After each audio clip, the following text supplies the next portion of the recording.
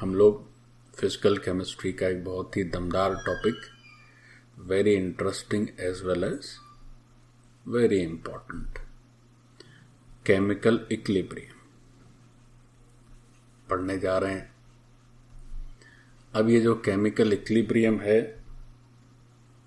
इसके आगे आयनिक आएगा, फिर आयनिक इक्विलिब्रियम के बाद फिर अगला टॉपिक आएगा जब आप 12th में आते हैं, सो केमिकल काइनेटिक्स, फिर 12th में आता है इलेक्ट्रोकेमिस्ट्री। तो ये उन सभी का ये स्टेपिंग स्टोन है। तो जो केमिकल इक्विलिब्रियम अच्छे से समझ जाएगा, आगे जो कठिन फिजिकल केमिस्ट्री होती है उसको फटाफट समझ आ जाएगी। देखो क्या होता है, बहुत आसान। केमिकल इक्विलिब्रियम समझने के लिए थोड़ा पहले केमिकल रिएक्शन के दो टाइप समझ लीजिए, फिर केमिकल इक्विलिब्रियम पर आते हैं। तो अगर हम केमिकल रिएक्शन की बात करें तो केमिकल रिएक्शन को 50 तरीके से क्लासिफाई किया जा सकता है ना। जैसे केमिकल रिएक्शन को क्लासिफाई करने का एक तरीका है एक्सोथर्मिक, एंडोथर्मिक, कुछ और भी तरीके हो सकते हैं। केमिकल रिएक्शन को उसकी मैकेनिज्म के आधार पर क्लासिफाई भी किया जा सकता है। लेकिन अभी हम जो केमिकल रिएक्शन का क्लासिफिकेशन कर रहे हैं वो सबसे इजी है। उसके लिए ज़्यादा माथापच्ची नहीं करना, आप देख के बता सकते हैं।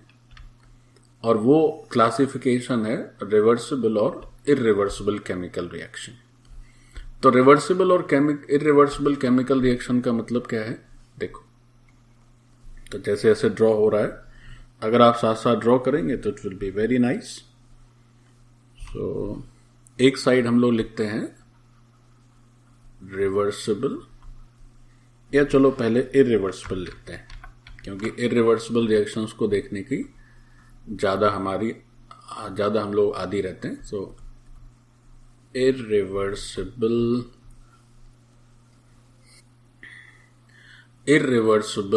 रिएक्शंस। और जो सेकेंड कैटेगरी है दैट इज रिवर्सिबल रिएक्शंस। अब ये जो इरिवर्सिबल है और रिवर्सिबल क्या है, बहुत आसान। अगर कोई रिएक्शन इरिवर्सिबल कैटेगरी में है तो उसका अर्थ ये होगा कि उसमें जो रिएक्टेंट्स हैं उनसे प्रोडक्ट का फॉर्मेशन हो जाएगा, है ना। प्रोडक्ट्स का फॉर्मेशन हो गया।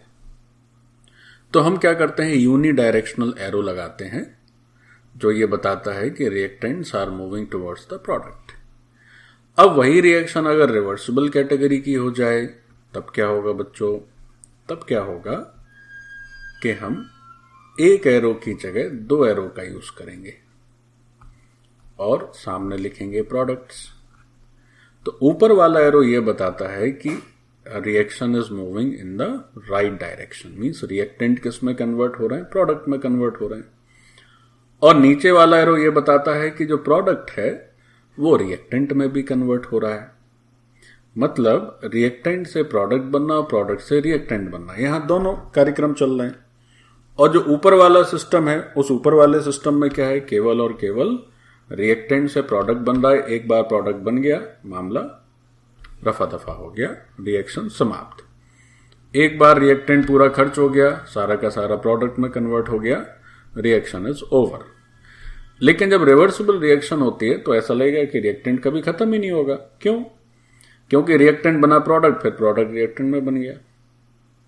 तो यहां तो ऐसा हो सकता है कि अगर जैसे कई बार आप लोग मोल कॉन्सेप्ट में पढ़ते हैं, लिमिटिंग रिएजेंट का एक टर्म आता है। तो अगर यूनिडायरेक्शनल रिएक्शन है या इरिवर्सिबल रिएक्शन है तो जो रिएक्टेंट में लिमिटिंग रिएजेंट है उसको तो समाप्त होना तय है, पक्का है कि वो तो खत्म ही हो जाएगा। और अगर इस सभी लिमिटिंग की कैटेगरी में है तो सारे रिएक्टेंट खत्म हो जाएंगे। लेकिन रिवर्सिबल रिएक्शन है तो रिएक्टेंट समाप्त नहीं होगा। क्यों नहीं होगा? क्योंकि प्रोडक्ट बनेगा, वापस फिर रिएक्टेंट बन जाएगा, फिर प्रोडक्ट बनेगा, फिर रिएक्टेंट बन जाएगा। तो सबसे पहले तो यही लिख लें, छोटी छोटी बातें हैं। पहली, ये जो इरिवर्सिबल रिएक्शन है, दिस इज यूनिडायरेक्शनल डायरेक्शनल, और ये जो रिवर्सिबल है this is by directional, this is by directional. ठीक, एक बात। दूसरी बात, चूंकि यूनिडायरेक्शनल है तो रिएक्टेंट कई तरह के हो सकते हैं बच्चों। हो सकता है एक ही रिएक्टेंट हो तो वो तो खर्च होना ही है, एक से ज्यादा रिएक्टेंट हो और उसमें भी कुछ लिमिटिंग हो कुछ एक्सेस में, तो क्या होगा कि लिमिटिंग वाला खर्च होगा। तो अगर इरिवर्सिबल रिएक्शन है तो एक लाइन ऐसे लिखी जा सकती है कि at least one of the reactant, at least one of the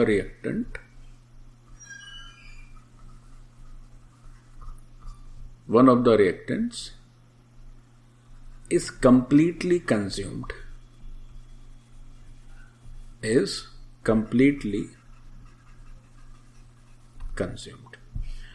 और अगर बाई डायरेक्शनल रिएक्शन है तो कोई भी रिएक्टेंट पूरी तरह से समाप्त नहीं होगा, है ना।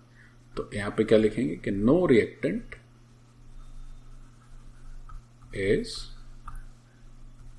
Completely consumed. ये बेसिक हो गया रिवर्सिबल और इरिवर्सिबल रिएक्शन का। अच्छा, एग्जाम्पल चाहे तो एग्जाम्पल देख सकते हैं। देखिए एग्जाम्पल क्या होंगे। तो इस साइड चूंकि हम लोग इरिवर्सिबल कर रहे थे तो इरिवर्सिबल के बहुत सारे एग्जाम्पल्स पॉसिबल हैं, वैसे ही रिवर्सिबल के भी कई सारे एग्जाम्पल लिखे जा सकते हैं। तो एक आसान सा एग्जाम्पल लेते हैं हम लोग, जैसे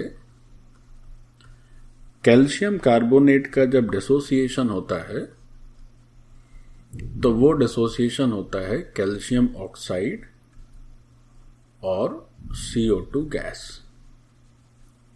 तो यहां पर जो एरो है वो एरो केवल यूनिडायरेक्शनल एरो है। और अगर यहां एग्जाम्पल लिखें तो अमोनिया का फॉर्मेशन जो हेबर प्रोसेस में करते हैं हम लोग, that is a by directional reaction या रिवर्सिबल रिएक्शन। तो रिएक्टेंट्स जो हैं वो अमोनिया बनाते हैं और फिर अमोनिया डिसोसिएट हो जाता है रिएक्टेंट्स में। तो ये हो गया। इवन ये जो रिएक्शन तुम देख रहे हो, अच्छा एक और लिख लेते हैं पहले, जैसे H2 और I2, H2 और I2 मिलकर HI का फॉर्मेशन कर देते हैं। This is also a reversible reaction. Even ये जो आप डिसोसिएशन कैल्शियम कार्बोनेट का देख रहे हैं तो उसमें दो तो भाई सॉलिड हैं, रिएक्टेंट भी सॉलिड है, एक प्रोडक्ट भी सॉलिड है और एक प्रोडक्ट गैस है।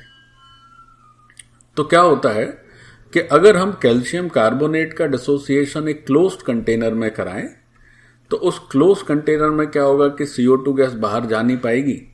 तो क्या करती है कि वो CO2 गैस जो भी रिलीज हुई वो वापस से इस कैल्शियम ऑक्साइड के साथ रिएक्ट करके वापस इसके कैल्शियम कार्बोनेट में बदलने के चांसेस रहते हैं। तो फिर यही रिएक्शन बाई डायरेक्शनल हो जाएगी अगर हम क्लोज कंटेनर की बात करें या क्लोज कंटेनर में इस डिकम्पोजिशन को कराएं। तो यहां पे लिख सकते हैं, नहीं कंफ्यूज आए कि सर ये इधर आपने एक एरो बना के लिख दिया, इसी को 2 एरो बना के लिख दिया, है ना।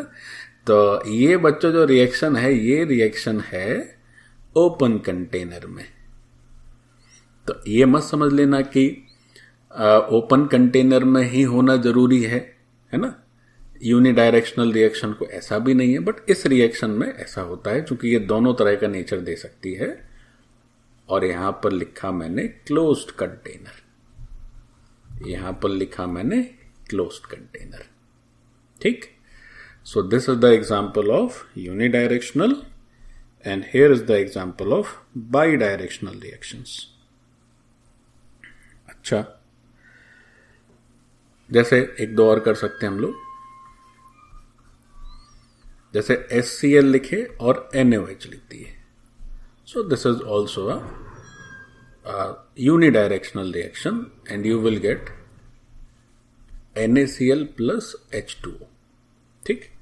तो एक बात और भी हमें लिख लेनी चाहिए कि अगर ऐसा एरो कहीं पर दिखे तो इसका मतलब हो गया ये रिएक्शन हमेशा इर्रिवर्सिबल है, ये रिएक्शन इर्रिवर्सिबल है। और एक ऐसा एरो जिसके दो तरफ जिसके मुंह हो, तो थोड़ा उल्टा हो गया यार, एक ऐसा एरो जिसके मुंह दो तरफ दिखते हो, then we call it reversible. So this is irreversible and reversible. Done.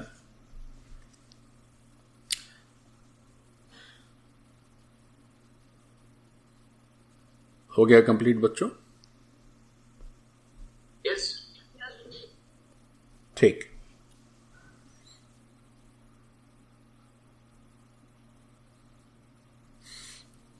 एक बात और समझ सकते हैं हम लोग, जैसे आपसे ऐसे पूछा जाए कि भाई रिएक्शन रिवर्सिबल कब होगी और इरिवर्सिबल कब होगी, कि क्या कोई ऐसा पहचानने का तरीका है? मान लीजिए हमें एरो पता नहीं है, तो या ज्यादा अप्रोप्रिएट ऐसे कह सकते हैं कि सर कब रिएक्शन के रिवर्सिबल होने की प्रोबेबिलिटी हाई होगी और कब इरिवर्सिबल होने की प्रोबेबिलिटी हाई होगी, है ना? तो जो मैं बता रहा हूं वो हमेशा ट्रू हो जरूरी नहीं, बट फिर भी होता क्या है कि जब रिएक्टेंट्स और प्रोडक्ट सेम स्टेट में हो, same state means either all are solid, all are liquid, all are gas, तब रिएक्शन के रिवर्सिबल होने के चांसेस थोड़े से ज्यादा होते हैं। लेकिन ये हमेशा ट्रू हो जरूरी नहीं। जैसे यहां देखो, यहां तो दो सॉलिड स्टेट में गैसियस स्टेट में है ना, फिर भी रिवर्सिबल है। बट फिर भी ऐसा देखा जाता है कि if all components of the reaction on product side as well as reactant side अगर सेम स्टेट में होते हैं तो उनके रिवर्सिबल होने के चांसेस ज्यादा होते हैं। But this is not a universal truth. तो आप लिख सकते हैं, वैसे ज्यादा काम का नहीं है, बट फिर भी जितनी जानकारी हो जाए उतना कम, है ना? तो ऐसे हम लोग याद रख सकते हैं कि if all components of reaction mixture, अब एक नया टर्म आया रिएक्शन मिक्सचर। देखो रिएक्शन मिक्सचर क्या होता है, रिएक्शंस नहीं लिखना चाहिए, हम थोड़ी सी गलती कर दी है यहां पर, रिएक्शन मिक्सचर अप्रोप्रिएट होगा। If all components of reaction mixture, reaction mixture कोई भी रिएक्शन हम कराते हैं तो किसी कंटेनर में कराएंगे या किसी बड़े छोटे, मतलब कोई स्पेस होगा ना जहां पे वो रिएक्शन हो रही होगी, तो उस कंटेनर में सारे रिएक्टेंट्स मौजूद होंगे और सारे प्रोडक्ट्स भी मौजूद होंगे। सो इफ समवन आस्क्स कि व्हाट इज रिएक्शन मिक्सचर, तो रिएक्शन मिक्सचर क्या है? रिएक्शन में जितने भी रिएक्टेंट्स या जितने भी प्रोडक्ट्स इन्वॉल्व हैं उन सब के मिक्सचर को ही हम रिएक्शन मिक्सचर कहते हैं, है ना? तो if all components of reaction mixture means all reactants oblique all products. So if all components of reaction mixture are in same state,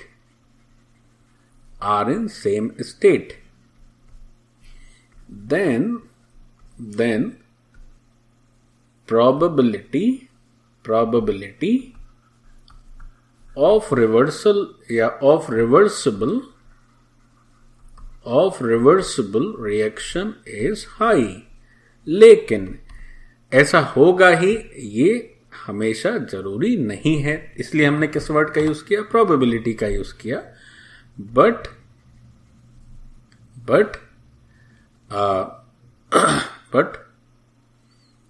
there may be, but केवल इतना लिख लेंगे कि लेकिन ये हमेशा ट्रू हो जरूरी नहीं है ना? But this may not be true, in every case, है ना? In every case. तो ऐसा भी होता है कि रिएक्शन मिक्सचर में जो कंस्टिट्यूएंट हैं उनके स्टेट अलग अलग हों, उसके बाद भी क्या हो, उसके बाद भी रिवर्सिबल हो जाए। ऐसा भी हो सकता है सबके स्टेट सेम हो, उसके बाद भी रिवर्सिबल हो जाए, बट फिर भी ऐसा अधिकतर देखा गया है। ठीक, ये बात हो गई। रिवर्सिबल रिवर्सिबल समझ में आ गई बात। अच्छा, एक और कंफ्यूजन रहता है बच्चों को, जैसा मुझे लगता है, जैसे यहां पर एक टर्म आया स्टेट। कई बार ऐसा होता है कि ये जो वर्ड स्टेट है इसमें बच्चे कंफ्यूज रहते हैं। वो कहेंगे कि फेज और स्टेट में फर्क नहीं समझ पाते। जैसे अगर इसी सेंटेंस को ऐसे लिखें, if all the components of reaction mixture are in same phase, तो भी उनको लगेगा क्या सेम स्टेट लिखो सेम फेज लिखो, क्या फर्क पड़ रहा है? बहुत फर्क है। सेम फेज और सेम स्टेट, या फेज और state, there are two different phenomena. उनका मतलब अलग है, दोनों का फिजिकल मतलब अलग अलग है ना। तो चूंकि हमें अब केमिकल इक्विलिब्रियम पढ़ना है तो सॉल्यूशन की बातचीत होगी। सॉल्यूशन सब तरह का होगा, सॉलिड सॉल्यूशन हो सकता है, लिक्विड हो सकता है, गैसियस हो सकता है। तो उस सॉल्यूशन को ठीक से समझना है तो थोड़ा सा ये भी जान लो कि भाई स्टेट और फेज में कोई फर्क है क्या, या दोनों एक ही बात है, केवल बस लिखने लिखने का फर्क है ना। अंग्रेजी है, एक अक्षर के कई सारे मतलब हो सकते हैं। देखें जरा, तो फेज और स्टेट क्या फर्क है दोनों में? स्टेट एंड फेज, देखो भाई, छोटी छोटी बातें हैं, जो सीख गया आगे निकल गया, तो नहीं सीख पाया किसी तरह रट फट के काम चलाएगा। देखो, स्टेट और फेज की बात करते हैं। अभी हम लोगों ने जो कैल्शियम कार्बोनेट का डिकम्पोजिशन किया, उस रिएक्शन को मैं फिर से लिखता हूं, जरा गौर कीजिए। तो CaO और CO2 गैस, ठीक। इस रिएक्शन मिक्सचर में अगर आप देखें, जब रिएक्शन चालू है, जब रिएक्शन चल रही है, हो रही है, उस समय उस कंटेनर में आपको कुछ कैल्शियम कार्बोनेट दिखेगा जो कि सॉलिड है, कुछ या थोड़ा सा हिस्सा उसका कैल्शियम ऑक्साइड भी दिखेगा जो कि अगेन सॉलिड है, और CO2 गैस नजर आएगी। अब अगर आपसे ये सवाल पूछा जाए कि भैया जिस कंटेनर में ये रिएक्शन चल रही है, उस कंटेनर में कुल कितने स्टेट आप देख पा रहे हैं, नंबर ऑफ टोटल स्टेट्स, है ना। जो स्टेट्स ऑफ मैटर वर्ड होता है, तो वहीं से पूछा गया कि भाई इन रिएक्शन मिक्सचर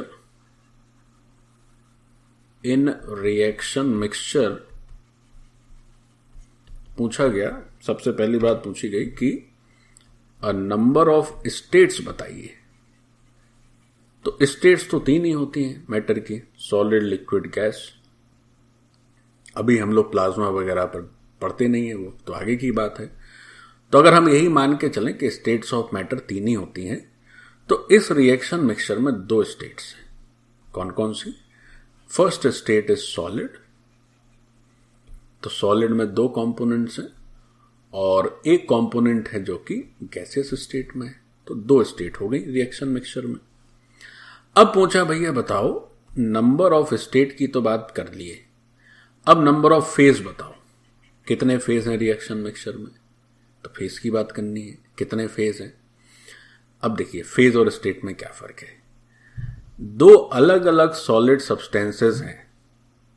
फेज का दरअसल मतलब यह होता है किसी भी रिएक्शन के उतने हिस्से जिसे हम लोग मैकेनिकली सेपरेट कर सकें। जैसे if there are 2 different solids which can be separated mechanically, not chemically. तो नंबर ऑफ फेज की अगर बात करी जाए तो यहां पर देखिए 2 substances हैं which are in solid state and there is only 1 in gaseous state.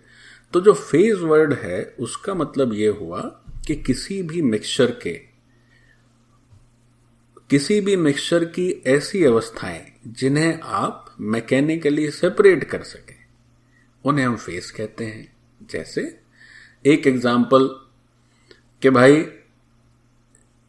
आप अपने घर में क्या करिए कि एक बर्तन में गुड़ गुड़ चूंकि बड़े बड़े साइज का उसका वो टुकड़ा रहता है, तो गुड़ रख दीजिए और चीनी रख दीजिए, और फिर कहा जाए कि इस गुड़ और चीनी के मिक्सचर को, मैं गुड़ और चीनी को क्या आप अलग कर सकते हैं, तो आप कहेंगे हाँ सर बिल्कुल कर सकते हैं। हम एक ऐसी छन्नी लें जिसमें कि चीनी के कण निकल आए और गुड़ तो बड़ा होता है तो उसके निकलेंगे नहीं, तो अलग अलग हो गया। तो गुड़ एंड चीनी both are solid, but these two solid states are different phases। जैसे यहां पर कैल्शियम कार्बोनेट और कैल्शियम ऑक्साइड दोनों सॉलिड स्टेट हैं, बट फेज की बात करें तो अलग अलग है। हम कैल्शियम कार्बोनेट और कैल्शियम ऑक्साइड को मैकेनिकली सेपरेट कर सकते हैं, और गैस तो चूंकि एक ही है। तो अगर नंबर ऑफ फेज की बात करी जाएगी, सो यू विल आंसर 3। कौन कौन से? CaCO3 solid is different phase, CaO calcium oxide solid is a different phase, and carbon dioxide gas is a different phase। so 3 phase है लेकिन स्टेट 2 है। तो फेज क्या होता है थोड़ा लिख लेना चाहिए, है ना, क्योंकि फिजिकल केमिस्ट्री पढ़ रहे हैं, फेज ही नहीं जान पाए तो क्या सीखे, बड़ी बेइज्जती की बात। देखो फेज, देखो बहुत आसान है, आपको नहीं आता है कोई दिक्कत नहीं है, आप सीखने के बाद नहीं बोलना है, बस इतनी सी बात है। तो फेज क्या बोलेंगे? फेज होगा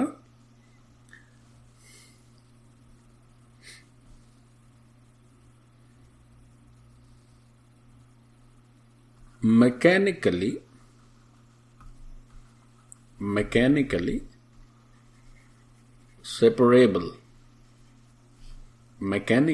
separable parts of a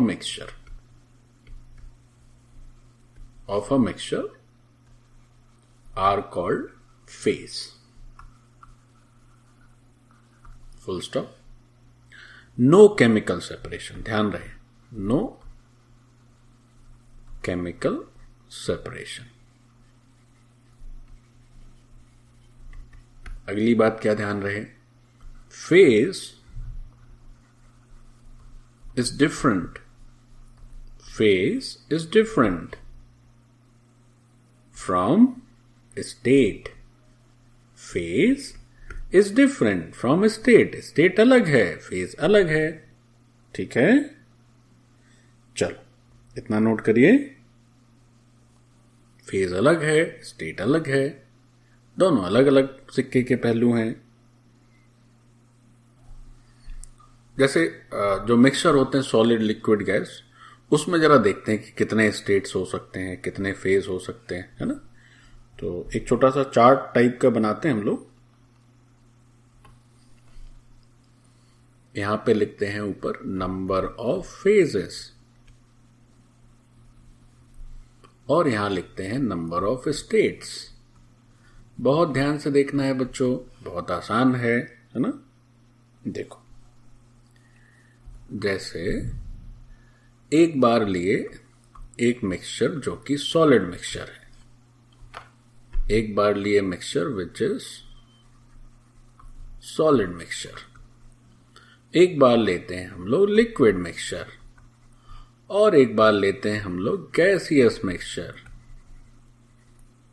अब पूछा गया कि ये जो सॉलिड मिक्सचर है इसमें बताइए भाई कितने फेज और कितने स्टेट हो सकते हैं। तो अगर हम स्टेट की बात करें तो स्टेट में तो कोई दिक्कत ही नहीं है, क्योंकि सबको सॉलिड है तो we will say there is only one state. Everything is liquid, there is only one state. Everything is gaseous, there is only one state. लेकिन अगर फेज की बात पूछी जाए तब जरा समझिए, फेज का मतलब हुआ कि हम उन्हें मैकेनिकली सेपरेट कर सकें। तो अगर सॉलिड मिक्सचर है मतलब एक से ज्यादा चीजें हैं, तो डेफिनेटली जो नंबर ऑफ फेजेस होंगी that would be greater than 1, क्योंकि जितने भी सॉलिड्स होंगे उन सबको हम लोग किसी भी तरीके से अलग अलग कर सकते हैं। अब बात आई लिक्विड की। अब लिक्विड मिक्सचर का मतलब it has at least 2 components, one is solute other is solvent. तो अगर लिक्विड मिक्सचर मतलब उसके सारे कंपोनेंट्स लिक्विड हैं, तो सारे कंपोनेंट्स अगर लिक्विड हैं और आपस में मिला दिए तो आप उन लिक्विड्स को अलग कर भी सकते हैं, नहीं भी कर सकते हैं। है ना। जैसे दूध में पानी को मिला दिए, अब कहां से अलग करोगे, नहीं कर पाओगे अलग। लेकिन पानी के ऊपर पानी में थोड़ा तेल मिला दिए, या बहुत सारे ऐसे सिस्टम हो सकते हैं इसमें लिक्विड लिक्विड का सेपरेशन किया जा सके मैकेनिकली, और कई बार नहीं भी कर पाते हैं। तो जब लिक्विड मिक्सचर की बात करेंगे तो नंबर ऑफ फेजेस क्या लिखेंगे आप, greater than equal to 1। Separation होगा तो एक से ज्यादा, नहीं होगा तो केवल एक। लेकिन अगर गैसियस मिक्सचर है, जैसे दो गैसेस मिक्स कर दी, तब फिर कैसे उनको सेपरेट किया जा सकता है, सवाल ही नहीं होता है। मतलब मैकेनिकली सेपरेशन नहीं हो पाएगा। ऐसा नहीं होगा कि चलो हम ऑक्सीजन और नाइट्रोजन को मिला दिए अब छान के अलग कर देंगे, नहीं कर पाएंगे। उसके लिए फिर हमें we will have to use some chemical methods. तो गैसियस मिक्सचर में जो फेज होता है वो भी एक होता है और स्टेट भी एक ही होता है। तो जो रिवर्सिबल रिएक्शन अभी हमने पढ़ा कि भाई सब एक ही स्टेट में हो तो रिवर्सिबल होने के चांसेस ज्यादा होते हैं, उसमें भी अगर वो सब गैसियस स्टेट में हो तो रिवर्सिबल होने के चांसेस और ज्यादा हो जाते हैं। क्यों? क्योंकि फिर फेज भी एक रहता है, स्टेट भी एक रहता है। तो दाएं से बाएं, बाएं से दाएं, यानी रिएक्टेंट से प्रोडक्ट, प्रोडक्ट से रिएक्टेंट बनने में एटलीस्ट जो मॉलिक्यूलर अट्रैक्शंस हैं, क्योंकि सब कुछ गैस ही है तो रिएक्शन होने में उतनी कठिनाई होती नहीं है ना। तो रिवर्सिबल रिएक्शन में एक बात हम चलो यहीं पर लिख ले रहे हैं कि if reactants and products are both gaseous, then chances of reversible reaction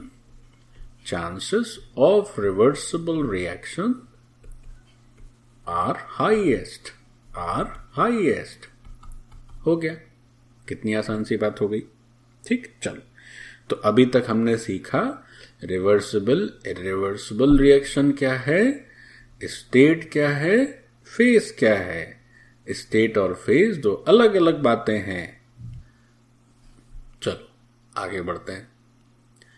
अब हम देखते हैं एक बहुत इंपॉर्टेंट रिएक्शन की प्रॉपर्टी होती है rate of a chemical reaction. Rate of a chemical reaction, एक केमिकल रिएक्शन के रेट का क्या मतलब है। देखो रेट का मतलब क्या है। रेट का मतलब हो गया दर, एट द रेट पढ़ते ना हम, कि कोई चीज कितनी तेजी से हो रही है या कितना धीमे हो रही है, that is called the rate. अब केमिकल रिएक्शन में रेट का मतलब क्या है।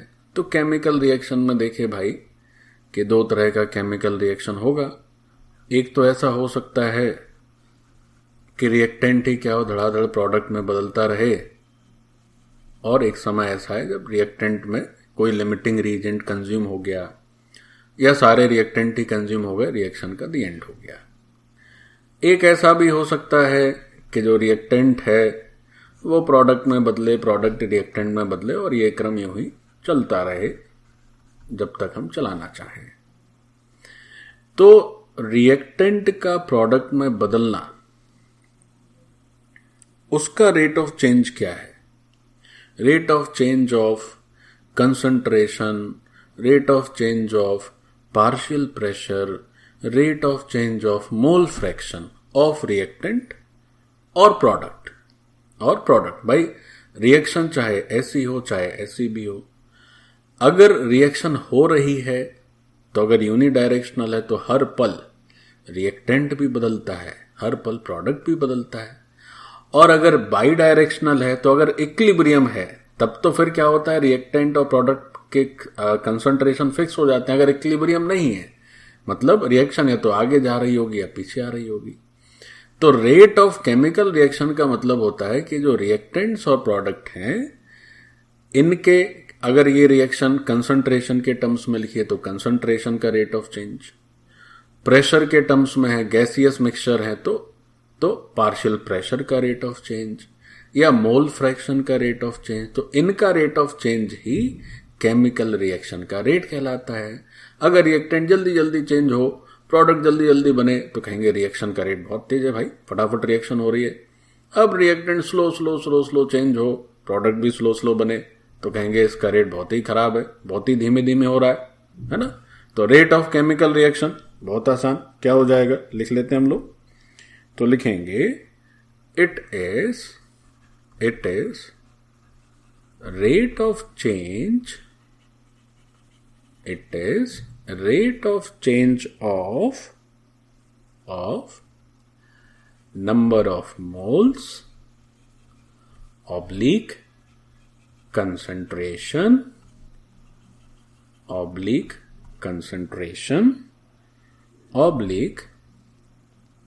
mole fraction oblique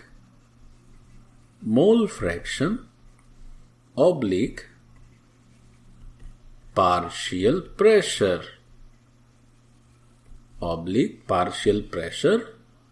of reactant या प्रोडक्ट।